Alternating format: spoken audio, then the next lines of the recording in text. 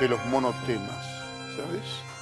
Y casi te diría que hay que reconocer a la doctora Carrió, porque cuando ella dice, me los voy a llevar puestos a todos, y en realidad se está llevando puestos a todos porque marca la agenda. Hoy, en todas las emisiones, en todos los programas radiales, todos están hablando de debido. ¿Esto qué significa? Que cuando hablamos la otra vez, la construcción de la Morsa 2 fue absolutamente exitosa. Al margen de cómo salga esto, ¿no? Claro. Y en realidad casi parece una obra de Ibsen, porque los somete a todos a una situación límite. No es solamente la doctora la que de pronto puede pensar, esto es un ensayo de orquesta. Veo cómo le va con debido, seguramente este ensayo de orquesta está hecho para mí. Son situaciones límites fuertes, ¿no? Pero a mí lo que me sorprende es la facilidad que tienen de arrastrarlos en su agenda a tipos que no se dan cuenta que son arrastrados y que se quieren diferenciar del que los arrastra, y el efecto es quizás peor. Es el caso de Sergio Massa, por ejemplo, que se quiere diferenciar, pero en el fondo está también en una situación límite, como está Florencio Randazzo, como está Diego Bossio, ¿entendés? Que yo pida el desafuero debido, pida que los fusilen a debido por la espalda y demás, es hasta comprensible porque yo siempre fui opositor de estos muchachos. Pero, muchachos, este gobierno aludido no arrancó mal en su deriva del 2010. Esto viene del 2003. Así es. Y estamos aquí con un compañero de gabinete, con un compañero de trabajo de ustedes. Y me parece que los somete a una situación límite de la cual no salen bien. A mí me parece, por ejemplo, desde el punto de vista incluso de ellos, de sus apoyantes, los dos o los tres, te diría, Massa, Bossio, Randazzo, Urtubey incluso, pifian. Porque muy claramente estuvieron con vinculaciones, compartieron cotidianamente el gobierno, ¿entendés? Y yo creo que en política no es la coherencia ideológica lo que se tiene que reclamar. Hay una suerte de coherencia política que tiene que ver, ¿viste?, con todos los desacuerdos que puede haber. Pero hay un mínimo de lo que se llama reconocimiento y tal vez lealtad, ¿no? Sabes que te escucho y estoy un poquito impactado porque yo tengo anotado acá, efectivamente, ¿no?, que la corrupción, porque debido es debido, pero obviamente es un tema mucho más importante que tiene que ver con todas estas redes cleptocráticas. Es un tema que impacta en un segmento muy, muy claro del electorado. Yo le entiendo a Carrió. Carrió hace lo correcto para su electorado. Es un electorado que tiene que volver a someterse a esta idea de que el riesgo es volver precisamente... Consolida ideológicamente a su electorado. Ahora, lo confirma. Pero me quedo impactado porque confirma con lo que decís que esto es incómodo para el electorado. Pero por supuesto. Con un matiz solamente. Esto es mucho más incómodo para el votante peronista tradicional que para el votante de Massa, que al incorporar a Margarita, al de alguna manera comprar un poco el combo de Cambiemos, de traer pragmatismo en su figura, más, digamos, un componente más ético, más republicano, más radical, ¿no?, en Margarita, en ese sincretismo, digamos, que produce o que propone Massa, bueno, él compra ese paquete, directa o indirectamente. Ahora, la clave acá es si esto va a tener efectividad como tuvo la Morsa. Si algo tuvo la Morsa en el 2015, fue que galvanizó al electorado en la provincia Una de gran Buenos Aires. diferencia, si me permitís, Sí, una gran sí, diferencia. claro. En el 2015 había un cansancio del kirchnerismo. Claro. Había hasta un cansancio cultural de las maneras del kirchnerismo, de las imposturas, de la cadena nacional, de cierta deriva del final. Definitivamente. Hoy el cansancio se comparte. Está, si vos querés, secuelas de aquel viejo cansancio ya bastante manoseado todos los días, casi como si no existiera otro tema, pero también se incorpora otra cuestión, que es no el cansancio, no la saturación, pero sí un desencanto de un gran sector de la sociedad, que no es el sector de la sociedad tradicionalmente votante del tercer sección electoral y del peronismo nada más, porque el efecto se ve hoy en las capas medias, que yo no sé hasta cuándo, hasta dónde incluso, te va a ser redituable sobre las capas medias insistir tanto en esto que a mí me parece que es casi aburrido, monotemático, genera un periodismo, casi te diría, yo a veces hablo de periodismo patrullero, algunos periodistas le pondría la lucecita arriba, ¿viste? Porque es una cosa que es un torneo que la verdad me incita al zapping, ¿no? Sabes que hay desencanto y lo tengo bastante medido. Vos sabés que hay técnicas nuevas ahora para tratar de determinar el humor de la gente en las redes sociales, que es como la misma opinión pública de antes, pero con una pretensión analítica un poquito más rigurosa. Pero sabes que también hay desilusión, no solamente desencanto. Hay desencanto por lo económico, hay desencanto tal vez por una agenda que no fue tan ambiciosa y completa como se esperaba, pero hay desilusión en términos de resultados y hay un segmento del electorado que tenía tal vez una esperanza de cambios más rápidos y más visibles que se da cuenta que eso no va a ocurrir. También, eso fue ilusorio, ¿no? No, pero te digo, es un 7-8% de la población. Te diría así, con un nivel de infantilismo importante. Bueno, quizás fue irresponsable haber generado ese tipo de ilusiones de inmediatez. Eso es así. Pero sabes que no les encantó. La desilusión tiene que ver no solamente con el gobierno, sino con la percepción, que yo creo que es efectivamente verídica, de que la crisis argentina es mucho más profunda. Que no es un cambio de gobierno solamente. O sea, que el cambio de personal político tal vez te habilita a plantear otra agenda, pero solucionar cuestiones estructurales, ir a fondo con problemas que tienen décadas, va a llevar un esfuerzo y seguramente un programa mucho más relevante y mucho más profundo. En esa desilusión yo estoy ahora buceando porque quiero entender más claves. Ahí me parece el germen de algo distinto. Si esto se transforma en una demanda de una agenda de política pública más ambiciosa, más rigurosa y más, yo creo, alineada con los problemas de fondo que tiene la Argentina.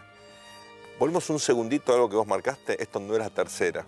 La tercera sección electoral se convirtió en una especie de obsesión. Claro, casi es un estigma hoy, es una cosa...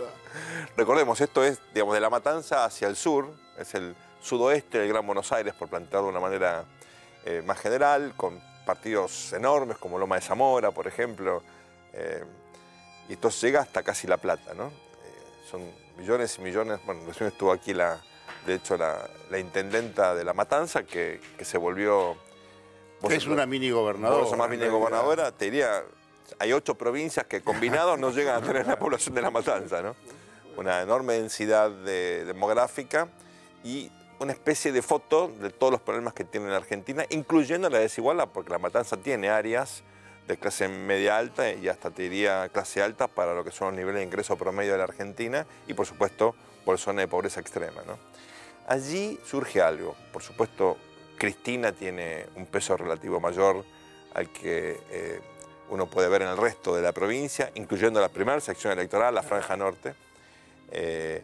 Y entre Massa y Cambiemos hay una pelea muy, muy profunda para colarse en el segundo lugar. El gobierno confía, y este es el punto que te quería hacer, en la obra pública como un mecanismo para captar algunos votos. ¡Qué originalidad, hermano! Bueno, Esto sí que es un cambio, una cosa absolutamente nueva. desconocido. Obviamente no lo es, pero... Es un cambio radical. Pero vos sabés que estuve mirando algunos grupos de foco hechos con tecnología estas de las redes. Pero por favor, en esto, vos que hablas del tema de la obra pública, Sí. por favor, cuiden incluso a la gobernadora. La llevan a inaugurar dentro de poco mojones de ruta, hermano.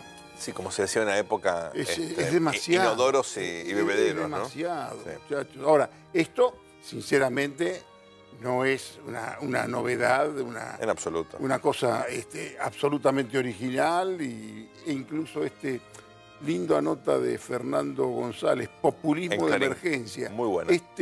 No, Nacho Fidanza es el que te digo. Populismo de emergencia, que esta especie de recurso del En la política online. Me parece bastante forzado, ¿no es cierto? Pues ¿sabes lo interesante? Lo que vi allí, un par de verbatims. Una señora que decía, es lindo tener el Metrobús, lo que pasa es que no tengo a dónde ir a laburar. Ojo con eso, ¿eh? Una cosa es tener el Metrobús y tener a dónde ir, y otra cosa es ver el Metrobús y no tener laburo, no tener un destino. Digamos, la obra pública ahí no cumple el objetivo de facilitar la llegada al trabajo porque no hay trabajo. Todavía me sorprendo de la equivocación de estos muchachos que algunas cosas uno tiene que aceptar que las hacen bien. Por lo menos elecciones saben hacerlas bien. Es lo que mejor hacen. Bueno, ¿cómo se pudieron haber equivocado tanto en plantear la provincia de Buenos Aires como una elección límite de subsistencia, como si se jugaran la vida en la elección de la provincia de Buenos Aires, que es en el único lugar donde le puede ganar el kirchnerismo y donde el kirchnerismo le presenta verdaderamente batalla? Cuando lo eligen como rival, como el rival a vencer, y a hoy, yo no confío en las encuestas, yo no quiero vaticinar absolutamente nada, pero a hoy se dan cuenta los muchachos que les fue mal con este cuento de la polarización y que tal vez subestimaron demasiado las posibilidades que podía tener una doctora que ni siquiera recurre a su arsenal argumental. Al contrario. A su discurso, ¿entendés? Pero creo que gracias a eso le va bien en las encuestas. Cristina mejora cuando no habla, cuando no confronta. Sí, es una muy buena frase. Yo eso a veces se lo atribuía a Sergio. Sergio, cuando no declara, crece. También. Es algo que pasa, es algún problema con las palabras. Pero digamos, hay un arsenal explicativo que se tiene que utilizar. Por ejemplo, a mí, sinceramente, me sorprende cómo desde el peronismo no salen a rebatir algunos argumentos que son rebatibles de cajón. ¿Qué es el peronismo hoy? ¿Lo decís por Randazzo, por Urtubey, por Bocio? El peronismo es esa cosa que te traje. Mira, muchos dicen que el peronismo está terminado, pero hay 3, 4 libros mensuales que salen sobre peronismo. El peronismo que hoy es un género literario. Es un fenómeno cultural cada vez más rico. Para mí es una ideología del poder y al margen el tema es otro. Pero a un peronista no lo podés correr con el cuento de que si él gana, no viene un solo inversor. No, claro. ¿Entendés? Lo que pasa es que acá hay una patología que tiene que ver con una versión del peronismo distinto, que es con el que prefiere confrontar el gobierno, porque, bueno, es fácilmente trasladable la idea del populismo, de un populismo que está en retirada, pero el peronismo no es todo eso. ¿Entendés? Yo creo que el gobierno pensaba que económicamente la situación iba a ser infinitamente mejor. Y la idea del segundo semestre no fue una metáfora, fue una convicción del año pasado. Es una recuperación que no llegó nunca. Los brotes verdes. ¿Te acuerdas? La Metáforas. lluvia de inversiones. Hoy hay una nota de Bonelli muy buena en el diario Clarín donde... Ayer lo escuché en un discurso a Marcos Peña que hablaba como si ya hubiera muestras de mejoría en la Argentina. Le digo, muchachos, me parece que se están comiendo la literatura. No, ellos de hecho esta semana informaron con un tablero de control, de seguimiento de indicadores macro que marcan efectivamente buenas noticias, suponiendo que eso es percibido de ese modo por la sociedad. Ahí hay una brecha enorme entre cualquier dato macro y la capacidad de una sociedad que ve que el consumo no se recupera y que venía acostumbrado a un consumo obviamente muy intenso, bueno, de forma tal que esto no tiene impacto político de corto plazo. Es probable que si esto dura 2, 3, 4 trimestres, es decir, después de un año se note más. Electoralmente es probable que no tenga ningún... El materialismo histórico de la heladera llena es lo que te sabe hacer el peronismo. Muy bueno. Repetilo, eso es extraordinario. Es un materialismo, digamos, histórico. Cuando vos discutís ideología, vos me preguntás, ¿qué es el peronismo? ¿Qué es el peronismo? El peronismo, ante todo, el peronismo es el fortalecimiento de un consumo interno, de un mercado interno. Con liderazgo fuerte. Te diría, por supuesto, y es el placer rápido. Claro. Es un tema fundamental, ¿no? No es como los socialistas que te plantean almuerzos para dentro de 3 generaciones, no. El peronismo es ahora ver cómo podés salvar al semejante, cómo podés salvar al tipo. ¿Entendés? Y es el materialismo histórico de la heladera llena y de sus nutrientes corporales lo suficientemente estimuladas. Es decir, un proyecto político peronista viene acompañado de, por supuesto, no de este padecimiento. No podés salir a vender padecimiento. Vender padecimiento, sangre, sudor y lágrimas, en esta Argentina me parece que es un disparate. Pero en el 52 tuvo una postura muy realista con la crisis. Pero por supuesto, y la sacó, y bueno, ya estaba también, quizás de pronto, la política distributiva se agota cuando viene otro que hace los recortes que tienen que hacer para que después venga el distributivo de vuelta. Pero ¿no? el propio Perón hizo el ajuste para volver eventualmente a crecer y la Argentina salió de la crisis rápidamente. Cuando Moreno, que esto te lo entiende bien, yo no te lo juzgo ni como funcionario, pero cuando Moreno... Ni como candidato, que es un desastre. Como candidato, pero cuando él te discute ideológicamente y te dice, no hay que meterse con el tema de la comida, te plantea el ABC del peronismo básico, si vos querés. El problema, por supuesto, hay que recordar... ¿Cómo haces vos desde el realismo para demostrarle a un tipo que no tiene que comer churrasco? No, hermano, es cierto, no podés eso. hacer eso. Lo que pasa es que el principio que vos marcás genera inflación. El peronismo está correlacionado con la inflación, que es el peor impuesto para los pobres, Jorge. Porque esta idea de la satisfacción inmediata, uno lo entiende como recurso político, pero el impacto que ha tenido para la Argentina ha sido devastador. Nos quedamos sin moneda, nos quedamos sin ahorro, nos quedamos sin inversión. El Banco Central, hasta ahora recuperando un poquitito de prestigio, estaba deshecho. El drama argentino, la decadencia argentina, es la historia de la inflación. Entonces, digamos, lamentablemente educamos al soberano en el sentido de que era posible la satisfacción inmediata de necesidad de consumo. Eso está mal, eso está mal. Ahora lo digo, eso es el deber ser. Ahora vuelvo al analista, ¿no? Pero vale la pena recordarlo, porque si no parece joda, ¿no? Parece que es una cuestión simplemente... Yo no puedo oír a ingeniero Budge hablarles del derrame. No, eso me queda claro. No puedo hablar de los brotes verdes. Vos vas a ese lugar, y si vas desde la política a ese lugar, y tienen razón los tipos, ¿qué me vas a dar? Obviamente. ¿Qué me vas a dar? La mía. ¿Cuál es la mía? Sí. Bueno. Ahora, este es un gobierno que como un amigo mío que puso eso en un arco en latín. Ubi es mea. Decía, ¿dónde está la mía en latín? No te puedo creer. Por supuesto, ¿dónde está la mía? Increíble. Es una cosa, ¿dónde está la mía? Que si vos querés con un cierto desenfado y demás, pero vos no podés ir abajo a hablarles de que crecemos, que van a venir inversiones y vos no comés. Pero Jorge, este es un gobierno que no hizo el ajuste. Lo que más me sorprende a mí es que ese discurso, el discurso peronista, pudo haber sido elaborado por este gobierno que mantuvo las tarifas sociales, que gasta más en jubilados, gasta más en planes sociales, digamos que tiene una pretensión socialdemócrata curiosa en alguien como Macri y alguien, digamos, que como en el origen del PRO. Tiré un tuit bastante cruel, hermano, que yo hablo a veces del onanismo gestionario. Claro. ¿Entendés? Vos te pasás todo el primer año echando la culpa por la herencia recibida de los malos. Y te pasás el segundo año que no podés funcionar porque tenés miedo que los malos vuelvan. Paremos un poco, muchachos. Pero esto es peor. Pongan Jorge. un poco más de carne en la heladera. Esto es peor, porque yo creo que como es un gobierno culposo por el gasto público, no lo hace de forma expansiva, si no lo hace con culpa, lo hace sabiendo que está mal, no la aprovecha electoral y políticamente. Se deja correr por izquierda como si estuviera haciendo el ajuste y no lo hace. Entonces, si vas a gastar la guita, disfrutalo y gastalo y sacá rédito político. Si vas a hacer un gobierno ortodoxo, entonces plantate el ajuste, no vas a tener la inflación que tenés, la vas a bajar más rápido, los inversores van a estar contentos un tiempito probablemente, no sé si esto es sustentable socialmente, pero no tenés el drama de estar en la ambigüedad de que estás gastando mucho. No va a haber ningún ajuste, hermano.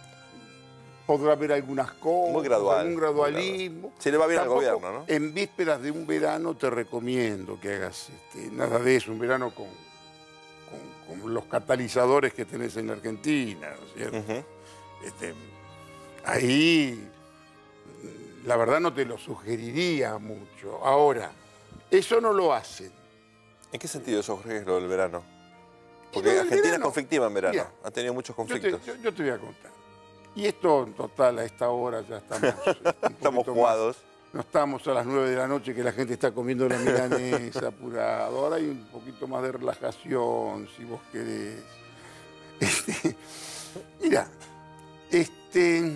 si estos muchachos ganan, adelante con los faroles, claro, se van a sentir consolidados. Así es. Que les ganaron, y en marzo estamos hablando de la reelección de Macri. Si estos muchachos pierden, si la doctora, con muy poco, con su frepacito tardío, que tiene un frepacito, sí, claro, al lado, que son 4 o 5 partidos, un apellido, un Rodríguez Sá, que pone nada más que el apellido de un primo. Tenía mejores dirigentes de frepaso, dirigentes jóvenes con mucho potencial. Con este frepacito, casi te diría con los dirigentes, demuestra que son los que ponen los fierros, los intendentes y demás. Y vos, con toda esta cancha inclinada, instalando no solamente la nueva Morsa versión 2017, sino instalando, qué sé yo, al contador de la doctora como si fuera Pérez Corradi. Toda esta cosa loca. Si la doctora con todo eso te gana, el problema que vas a tener, acá tenés 2 alternativas.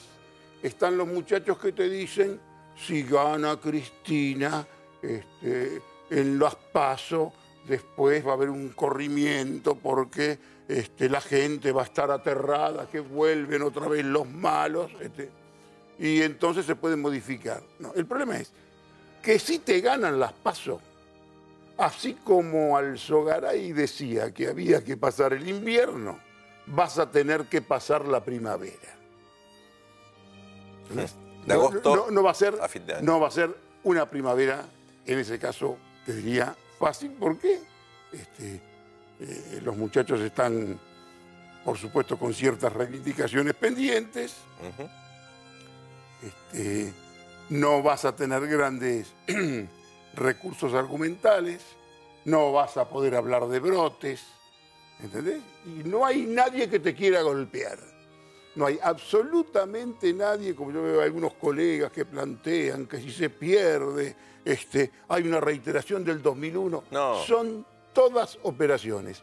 Nadie te quiere golpear y tenés todos los gobernadores del peronismo asociados para garantizarte gobernabilidad. Así es. Eso es muy importante, ¿eh?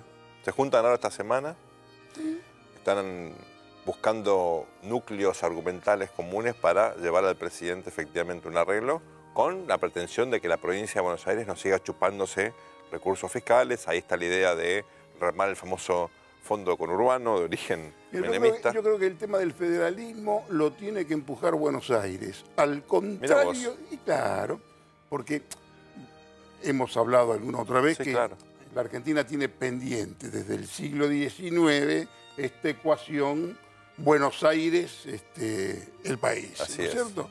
Y es como que el país te reclama alguna cuestión más federal y vos el federalismo me parece que lo tenés que plantear directamente desde Buenos Aires. Es otro país, ¿no? El Puerto ya no es lo que era, tiene otra estructura fiscal, pero te tomo y que... para mí también te digo, Yo cuando te hablo de Buenos Aires, te hablo del maxi kiosco Sí, sí, en conjunto. que maneja Rodríguez Larreta y te hablo de la provincia inviable. No, y el presidente, que también es en Buenos Aires y es ex jefe de gobierno de la ciudad. O sea, Buenos Aires hoy es, cambiemos, en la práctica hay sucursales, Mendoza, Jujuy, Corrientes, pero el corazón indudablemente es esta triple alianza, presidencia, provincia y jefe de gobierno, ¿no? Yo creo que tienen que consolidarlo un poco más al presidente, le tienen que dar política al presidente, tiene que tener algunas cosas claras el presidente. Las tiene, me parece. Puede ser, sí. Yo en algunas cosas, yo cuando hablo sobre todo con empresarios, que yo empecé una miniserie tipo Netflix. La sigo. En el portal sobre el tema de los empresarios, que son, escúchame, si estás hablando de inversiones, y la gente que equivocadamente cree que este es un gobierno para ricos. No, en absoluto. Cuando en realidad el problema son los ricos. ¿Sabes Son qué? los ricos a los que te tienen que poner y que tienen que confiar en vos. Así es el gobierno tal vez más promarcado de esta democracia. Oralmente. Oralmente, pero en el campo del onanismo gestionario es la oralidad, es la apertura al mundo y te diría más, ni siquiera saben capitalizar los atributos que irremediablemente tienen. A eso iba. No lo conocen. Ese gobierno más promarcado, con gente con experiencia en el sector privado, y sin embargo la brecha que existe con los principales o con algunos de los principales empresarios es realmente muy, muy notable. En algunos casos peleas personales, peleas viejas, cuestiones que vienen de la actividad privada, que lamentablemente contagian la gestión pública. Que son historias. Que son tal vez inevitables cuando venís de la gestión privada, porque las peleas en el sector privado, para eso está la justicia, para dirimirlas, pero sobre todo lo que yo veo es que hay objetivos desalineados en los horizontes temporales. Empresarios que necesitan realidades para invertir y el gobierno que les dice, créeme que lo voy a hacer, apostá por esto y confía que más adelante, cuando pueda, etcétera, etcétera, vas a tener lo que estás buscando. Y ahí hay una diferencia temporal que es clave. De hecho, incluso algunos inversores extranjeros están preguntando, che, ¿y cuándo va a venir la regulación que necesitamos?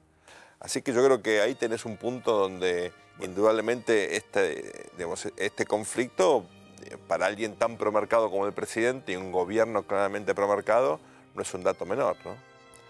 Pelearse con los movimientos sociales, pelearse con los sindicatos todavía, pero hay mejor relación con muchos sindicatos que con el gobierno. Los sindicatos están, casi te diría, los sindicatos dejaron de ser la columna vertebral del peronismo, como se decía antes. Hoy es una prótesis, ¿entendés? Es una prótesis, no te digo descartable, es una prótesis importante, pero no tiene nada que ver con lo que era la clase trabajadora en los años 70. Bueno, cambió el mercado de trabajo, cambió el capitalismo. Cambió todo. Aquí hoy, si vos querés, la columna vertebral son los mini gobernadores, sobre todo en la provincia de Buenos Aires. Ahora, ¿qué es lo que te digo? Si estos muchachos fueran menos ansiosos y un poquito más especuladores, el gobierno. por supuesto, si el lunes va a decir que salieron muy bien y que ganaron la elección, porque en realidad ahora los votos del PJ... ¿En agosto o en...? Por supuesto, los votos del PJ en agosto, de la provincia de Buenos Aires, que se van a computar, son los de Randazzo. Como PJ, sí. La unidad ciudadana o el ciudadanismo, como lo llamamos de la doctora, prácticamente existe nada más en el lugar donde vos querés plantear, con una escuadra bastante débil, con una oferta electoral bastante vulnerable, una pelea de fondo inspirado en la imagen maravillosa de la chica de Flores de Girondo, María Eugenia Vidal, el presidente que vaya y que aparece de vez en cuando Carrió, que hoy es la que se puso la campaña al hombro. Eso te iba a comentar. Tu punto inicial de que Carrió tiene centralidad mediática, política, es, yo creo, importante, no solamente en la ciudad, o no particularmente en la ciudad. Porque no sé si... ¿Sabes una cosa? No creo que a María Eugenia Vidal le guste tenerla como estrella en la provincia de Buenos Aires. Pero están trabajando juntas. Están trabajando juntas. Incluso Rodríguez Larreta también está ahí como el jamón del sándwich. ¿Sabés qué?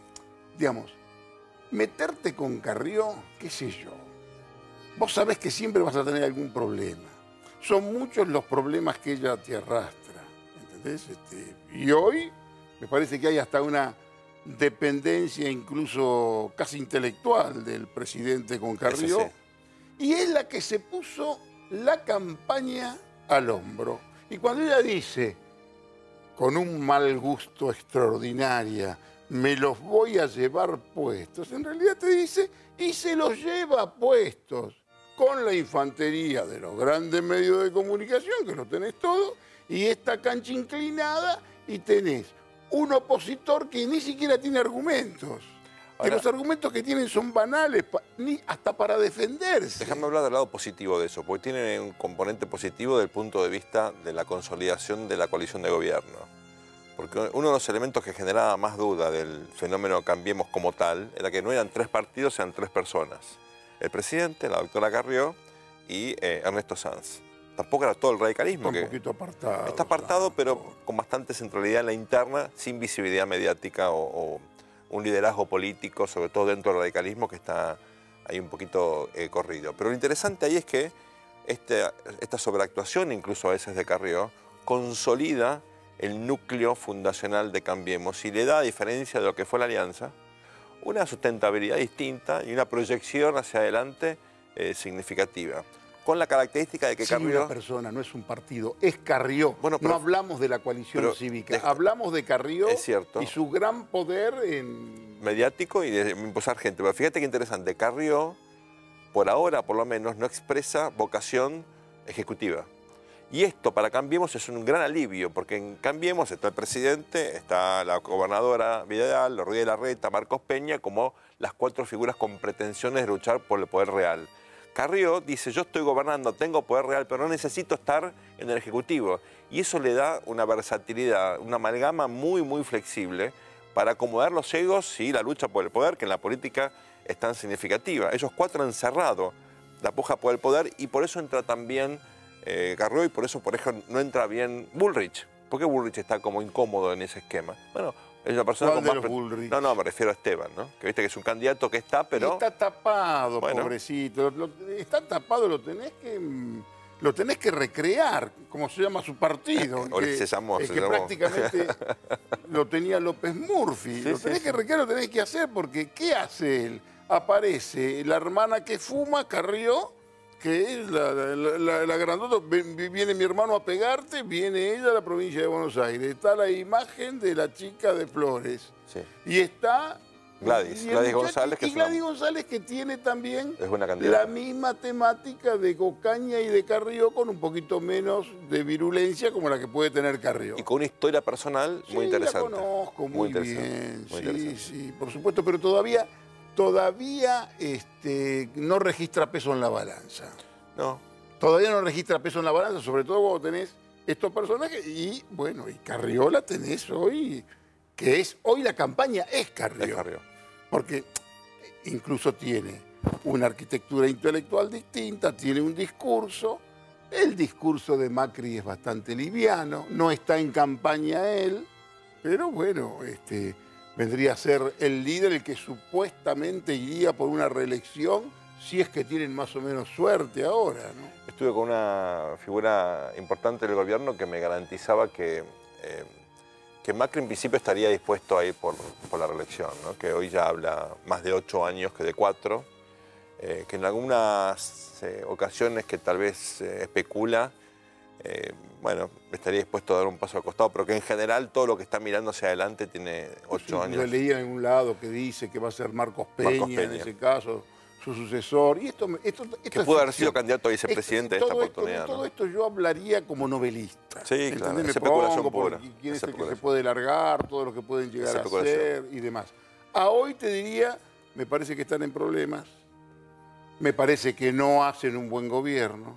Me parece que es un conjunto de pretextos y de amagues. Y la cosa está inspirada solamente en la oralidad. Yo creo, Jorge, tenés razón. Yo creo que todos los gobiernos son malos en Argentina. No recuerdo un buen gobierno. Yo digo que todos terminan mal, pero bueno. No es que no creo que termine mal, son malos. Espero que no termine mal. No, yo tampoco, pero son gobiernos subóptimos. En parte porque más allá de las personas tiene que ver con un Estado que está pésimamente organizado, muy mal gerenciado, es grande y es bobo, genera una cantidad de distorsiones infinitas y la vida cotidiana de los ciudadanos argentinos está afectada negativamente por ese Estado, lamentablemente. Y también hay que decirlo, los Yo partidos... tendría que recusarme, ¿no? Pero ¿Por qué? hubo 5 o 6 años del gobierno de Menem que la verdad había ahí unos personajes de la política que sinceramente no se repitieron, ¿no? Individualmente. No, Individualmente y como ministros. Sí, hermano, pero... tenías a Di Tella, tenías a Mingo Cavallo, tenías a Carlos Cora, ¿no? Unos personajes que te cuesta hoy encontrarlo, por más que ande con el aparatito de los tableros de control, ahí a ver quién dijo una cosa bien, quién dijo una cosa mal. Yo estoy de acuerdo con vos, y en algunos casos tengo admiración personal. Hubo una decadencia bastante grande, ¿no? Pero el Estado argentino funcionaba mal en aquella época, salíamos de la hiperinflación, fue un Estado funcional y funciona mal ahora, con la diferencia que ahora es el 30% más grande, gasta 10% más del producto que en aquellos años. Pero entonces, con un Estado que funciona tan mal y con una sociedad que acumula fracasos y demandas insatisfechas, los gobiernos no tienen chance de que le vaya bien. No tienen chance de ser buenos. Y la supuesta pretensión de que cambie... Son más críticos que yo, ¿eh? Pero no por este gobierno, por todos. Claro. No recuerdo un gobierno que funcione bien. No recuerdo un problema serio en Argentina que se haya solucionado en los últimos años. Uno. Pero soluciones, digo, estructurales. Parecía que la inflación estaba... Algunos remiendos, algunas cosas. Solución, Jorge, una solución en serio. A la inflación no la arreglamos. Uno de los pocos países en el mundo que no solucionó la inflación. La pobreza la volvimos estructural. La inseguridad se profundizó. De una manera artificial, si La vos educación... querés, pero en su momento la dupla Cavallo-Menem, eso lo pudo controlar. Pero con un mecanismo Después viene, por supuesto, que todo termina mal como todo, termina mal en la Argentina, pero... El déficit fiscal se llevó puesta la convertibilidad. Yo tenía 100 pesos y me los cambiaba por 100 dólares. Y me puede decir, no, eso era ficción, pero yo me llevaba los 100 dólares. Pero el nivel de productividad de la Argentina, Jorge, no era el mismo que en Estados Unidos. Cosa, ya venía... Pero bueno... Ahí yo tengo una pregunta para hacerte, aprovechando tu sabia experiencia. No, porque... Yo soy admirador de la década del 60 y le debemos a la audiencia un programa casi específico sobre eso. Y revisando, por ejemplo, Primera Plana, que es una revista, me parece antológica, fabulosa, la primera revista moderna creo que tuvimos, o incluso algunos periódicos del momento, con el nuevo fenómeno del marketing, la publicidad, uno veía que la relación de la Argentina con el capitalismo, como fenómeno económico, era mucho más sana y más normal, no tan conflictiva como la que existe hoy. Este es un país que no se adapta a los mecanismos básicos de cómo funciona la economía capitalista. No se adapta a la flexibilidad que requiere la inversión, no se adapta a la modalidad del mercado de trabajo. La Argentina cree que si una fábrica cierra, independientemente de dónde esté o qué haga la fábrica que produzca, es una mala noticia. Es un país que se emociona con una chimenea que tira humo. Es algo medio ridículo, pero es así. O sea, tiene una visión industrialista casi del siglo XIX, ni siquiera del siglo XX. Entonces, me parece que ese desfasaje de Argentina con la modernidad es un fenómeno reciente. En los 60 no teníamos esto. Yo creo que hasta incluso en los 90 había una pretensión modernizante que de hecho Menem... ¿Pero qué pasaba en los 60, hermano? Vos creciste es la ahí. época donde yo me hice intelectual ahí. Claro. Yo, en los años 60, a finales de los 60 sobre todo, mucho más, pero era la Revolución Argentina. Claro. Digamos, todos muy bien, Onganía. muy creativos y demás, pero era onganía. Y hoy se celebra, casi te diría, hasta irresponsablemente, lo que fue el proceso de Frondizi, que fue una intención muy interesante de un Frondizi que vivió 30 años más. Uno quiere seguir con aquel Frondizi que lo paran en 1962. Sí. Bueno, pero también que había, son cadenas de equivocaciones, había un peronismo proscripto, unas fuerzas armadas que todas las oportunidades que tuvieron para equivocarse las aprovecharon todas. En el 76 fue muy grande y por supuesto entraban en todas y qué sé yo, por supuesto bastante estimulados por una derecha que de ningún modo podía aspirar a ascender al poder en democracia. Claro. ¿Entendés? Que que algo de esto es lo que pasa ahora. Es la primera vez que un centro-derecha conservador, a mí me parece que es una barbaridad cuando salen los tipos dicen Macri, vos sos la dictadura, eso es una locura. Pero vos tenés que aceptar que aquel tipo que estaba en condiciones de bancar la dictadura y hasta defenderla, hoy es un ultramacrista. Es uno de los que pueblan las redes sociales e insultan a cualquiera. Es el péndulo argentino, bueno, así como con Kirchner revivió la izquierda nacionalista. Ahí hay una argamasa, hay un material muy extraño, porque en realidad la gran garrochada, el gran garrochero es Mauricio Macri. Claro. Mauricio Macri salta en garrocha, porque Mauricio Macri, por supuesto incentivado por su colaborador Carlos Grosso, por uno de los hombres que lo metió en la política, Ramón Puerta, claro, estaba preparado para ir en un frente con los peronistas. Un neoperonismo, seguro. Era una especie de neoperonismo, un peronismo más, si vos querés, hasta más elegante. Sí. Un menemismo 2.0. Bueno, pero hay un viraje, ¿no es cierto? Y ese viraje que tiene que ver con la alianza con los radicales, ahí hay un choque cultural bastante importante, porque los radicales todavía creen que son de centro izquierda, creen que tienen que ver con el progresismo, y como creen que tienen que ver con el progresismo, hoy se ven asociados a un gobierno conservador de derecha que ni siquiera los deja decidir. A ver, ¿verdad? Hay algo, Jorge, porque el sincretismo peronismo-radicalismo es una ilusión desde la muerte de Perón en adelante, incluso previa, que es una tensión casi latente de la política argentina en las últimas décadas, que hasta ahora nunca cuajó en un proyecto político concreto y sustentable. Pero me parece que esta es la primera vez que se da. Lo intentó Alfonsín en los 80 sin ningún éxito. Lo intentó Menem en los 90, recordemos, comprando radicales antes de la reforma de la Constitución. Eso precipitó el acuerdo con Alfonsín. Alfonsín fue muy claro cuando quería el tercer movimiento histórico. Claro. Lo hizo Duhalde. En realidad el peronismo se renueva según la receta alfonsinista. Exactamente, en aquel momento, exactamente. ¿No? Pero lo hizo Duhalde en su gobierno cuasi parlamentario, que fue un gobierno bipartidario. La caída de la Rúa fue consensuada entre los dos partidos principales de la provincia de Buenos Aires. Lo hizo Kirchner con la transversalidad. ¿Vos querés decir que Duhalde y Alfonsín se pusieron de acuerdo? Hubo algún acuerdo. Hubo también un intento de transversalidad con Kirchner. Cobos fue vicepresidente gracias a ese acuerdo donde había peronismo y radicalismo, con lo cual... Y Labaña también fue candidato. Y Labaña fue candidato radical. Por supuesto. Con lo cual, y hoy Moró es candidato del peronismo, del ciudadanismo. Del ciudadanismo. El garrochismo, como vos lo llamás, o yo lo llamo más sincretismo de la política argentina. Yo creo que hay que homenajear a Borocotó. Hay que hacer un acto de desagravio tal cual. Total a Borocotó, pobrecito, que pasó a la historia por eso, y en realidad acá hay un... De hecho, el civismo, fíjate, la Unión Cívica Radical se parece mucho al Frente de Unidad Ciudadana, la UC. Son las mismas letras del origen del radicalismo con la Revolución del Parque en 1890. Es decir, hay como una obsesión de un partido de parecerse al otro o de cooptar al otro, de alguna manera generar esta especie de idea de unidad nacional que es muy, muy cara, me parece, a la tradición, al folclore argentino.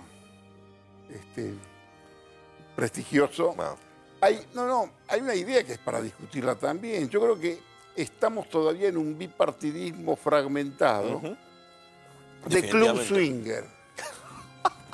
Eso es una nota del portal. Indispensable, indispensable. Es un bipartidismo fragmentado de club swinger, de cambiadita. Que vos entrás con hasta ahora podemos hablar de eso, antes de las 9 no podíamos. Es un club swinger. Yo hablé bastante de la política swinger en la Argentina, ¿entendés? Que te impide, porque si vos aparte querés analizar a partir de los archivos, de los procesos, no entendés absolutamente nada. Vos sabés que en los gobiernos militares también tenían una cosa de sincretismo político, lo intentó Macera. Bueno. Esto es políticamente incorrecto decirlo, pero es hora de ya... Pero había algunos compañeros que estaban entusiasmados. Macera, morocho, claro. Le gustaban las mujeres. Claro. Yo me acuerdo de algunos viajaba a menudo colegas al sur. Míos. Yo trabajaba en Clarín en aquella época. Y había algunos que estaban fascinados. Tipos que hoy hablan y se hacen gárgara de democracia en los programas. Me acuerdo que estaban fascinados. ¿La figura de Viola? ¿Las esperanzas que generó Viola? La de Viola fue La verdad, Viola fue la apertura. Claro, el apertuje de decía la revista que Humor. nunca publiqué que se llamaba Vendrá Viola y seremos felices. Porque, Indispensable ¿qué es eso, lo que ¿no? pasa? ¿Qué es lo que pasa? ¿Cuándo es que viene Viola? Cuando ya el proceso había asesinado más de lo debido, toda asesinación de desastre. desastre. Había hasta fracasado 81, económicamente. 81, recordemos que esto fue en escándalo, 81. Era un escándalo. Y de pronto venía un tipo que no hablaba. Un enigma, ¿no? Un gran columnista, hoy también muy influyente, decía el general Viola, administrador de silencio. Sí. Y toda la política detrás, incluso hay algún documento que se publicó de Frondizi y De todo, acuerdo. y yo escribí ahí, vendrá Viola y seremos felices. Ya había pasado todo, Claro. ¿entendés? Y por supuesto Se frustró que con la duró aventura meses. absolutamente nada, lo enfermaron. Sí, hubo 2 devaluaciones en el medio. Fue enfermado oportunamente y apareció el majestuoso. Muy soviético eso de Y apareció premiers. el majestuoso, que venía en aquel momento con un sexo de 15 metros y el supuesto apoyo de los Estados Unidos y alguna Galtieri, gente ¿no? bastante Estamos hablando de fascinada. Galtieri. Sí, Porque sí. en realidad ahí viene toda la patología. En la Argentina, la verdad, para estar acá hay que cobrar entrada. En Argentina. En Argentina hay que cobrar, sí. hay que cobrar entrada porque y si uno más o menos, vos conocés, hoy nadie apoyó Malvinas. Jamás. Mentira. Hay que reconocer a Alfonsín que tuvo la destreza de decir que no. Eso es lo que falta. Falta el político, como Alfonsín o como Menem. Aquel Alfonsín que se dio cuenta ahí Matiz, en el 82, sí, que ahí había sí. un clarito y Así demás, es. y se mandó. Así O es. aquel Menem, yo cuando veo ahora todos tiempistas, que si conviene decir esto, si no conviene. Menem con las patillas, los zapatos blancos, pantalones brillantes y demás, yo voy a ser el presidente de la Argentina, un hambre de poder ¿Sabes total. qué y hay, está. Jorge, hay una historia en el radicalismo, en la convención del 82, luego de Malvinas, había un señor de bigote al cual no le daban la palabra, no lo dejaban hablar. Y el tipo estaba ahí chillando, no lo dejaban hablar, y en el momento de silencio agarra una silla de madera y la revienta contra el suelo como loco. Todo el mundo se da vuelta, eso pasó a la historia como el sillazo de Alfonsín, al año fue presidente. Ese era el radicalismo que lo raleaba Alfonsín porque efectivamente estaba con una idea muy diferente a la que predominaba en el partido y ahí mostró un liderazgo que todo el mundo sorprendió. Hoy no tenés nadie que pegue un sillazo sobre el suelo, tampoco tenés convenciones por no tener partidos. ¿No? Y a esto vamos. Yo escribí un artículo que hablaba de lo menos malo y lo peor, ¿no es cierto? Las opciones son bastante chiquitas. Vos, yo te hablo del materialismo histórico de la heladera llena y parece que... Y esto te lo podría decir cualquier atorrante de los años 60, de lo que pasaba aquí, que había verdaderamente un florecimiento de, si vos querés, de la duda, de la discusión, de la osadía. Ese espíritu de más ambicioso, más rupturista, más vanguardista se perdió totalmente. Y me llama mucho la atención que aún los jóvenes que están en política ahora entrando tengan algo de rebeldía. Yo cuando escucho las cosas que le dicen a los candidatos a diputados me dan ganas de matar. No hablen, no discutan, no hablen de economía. Sonrían. La doctora igualmente le dice a sus candidatos, tampoco hay que hablar mucho, la realidad es lo suficientemente expresiva. Para uno que vive de las palabras, es lo peor que te puede pasar, ¿viste? Porque directamente te condena a la nadería, ¿no es cierto? Sí. Bueno, la imagen brutal por lo silenciosa y por lo vacua, ¿no? Bueno, no hay nada, son fotos, son el adjetivo ridículas. Es malo, la palabra es fea, es la insustancialidad. Sí, lo escribiste. Hay una insustancialidad, casi te diría hasta espiritual. ¿Entendés? Sí, lo Hay una especie de insustancialidad de espíritu. En eso, Menem tenía un espíritu mucho más ambicioso, creo yo, más transformacional. O el menemismo, no sé si Menem, pero el menemismo buscaba cierta transformación. Era fundamentalmente él. Era él el tipo, escúchame, acordate vos, ya parecemos dos viejos. Cuando Cafiero le gana a Casella, en 1987, todo el mundo veía a Cafiero y era Cafiero prácticamente el gran jefe de la política, del partido y el próximo presidente. El día que gana Cafiero, ese día a la mañana, Alberto Cohen, de los pocos tipos que estaba alrededor de Menem, pegó todo Buenos Aires ahora Menem. Sí, me acuerdo. ¿Entendés? Por lo menos había, si vos querés, una cierta vocación de riesgo. Podía ser irresponsable, podía ser ridículo. Se reían todos de Menem. A mí de lo que me atraía era esta especie de condena que había hacia él de la derecha, de la izquierda, de la ética, Jorge, de la estética. Macron se impuso así. Macron se impuso frente a una sociedad que se le con reía una suerte extraordinaria. Bueno, ¿no? sin suerte no puedes hacer política, pero... La suerte de François Fillon, bueno, que era el candidato. Pero las chances que le daban realmente los analistas, gente supuestamente informada... Nadie. Lo último que yo podía pensar, que Macron, cuando era ministro de Economía, un hombre de Hollande, tampoco nadie podía pensar que François Hollande podía ser el candidato a presidente de Francia. Lo que pasa es que lo agarran a ese depredador sexual. Ahí me di cuenta que mi ¿Cómo se llamaba este muchacho? El de las Naciones Unidas, Strauss-Kahn. El del Fondo Monetario. Claro, el del Fondo Monetario, que le tiran la mucama de hotel y se vuelve loco. Ahí en New York, tal cual. Era un depredador, era un tipo que era la mejor cabeza que tenía la izquierda francesa y terminó... Y europea tal vez, ¿no? Sí, muy bueno, muy bueno. Nos quedan temas internacionales pendientes. Antes de que nos vayamos hay que recordar los problemas que tiene el presidente Trump estos días. Se le están renunciando los funcionarios. La verdad que yo no le doy tanto porque Spices... John Spicer. Nunca se llevó bien con Trump. No, al contrario, se llevaba muy mal. Estaba incómodo, no podía justificar las cosas que hacía su jefe. Ser vocero de Trump debe ser terrible. Cuando él es su vocero, decís vos. Macri no tiene voceros. El vocero de Macri en realidad es Marcos Peña. Bueno, supuestamente es Pavlovsky, pero no lo es, ¿no? El vocero es Marcos Peña. Sí. Me parece que es mucho más el vocero, el intérprete, el traductor de Macri, el que le traduce la política a Macri y el que cuida los últimos 15 metros del despacho a Macri. Ese Marquitos, que yo lo llamo el pibe de oro, es él. Es el flaco Bausa de... Claro, pero ser vocero de Trump, que es un tipo que en cualquier momento te sale con cualquier cosa. Hay otro elemento para seguir ahí, yo lo veo muy desgastado y creo que le va a ser muy difícil a Trump. Sí, definitivamente. Pero ten en cuenta el lío que tiene con el fiscal especial, que se llama Mueller, tiene nombre de centrodelantero alemán, porque él tiene un mandato que va más allá del objetivo por el cual fue designado y ya se mete en la cosa rusa, en los negocios familiares.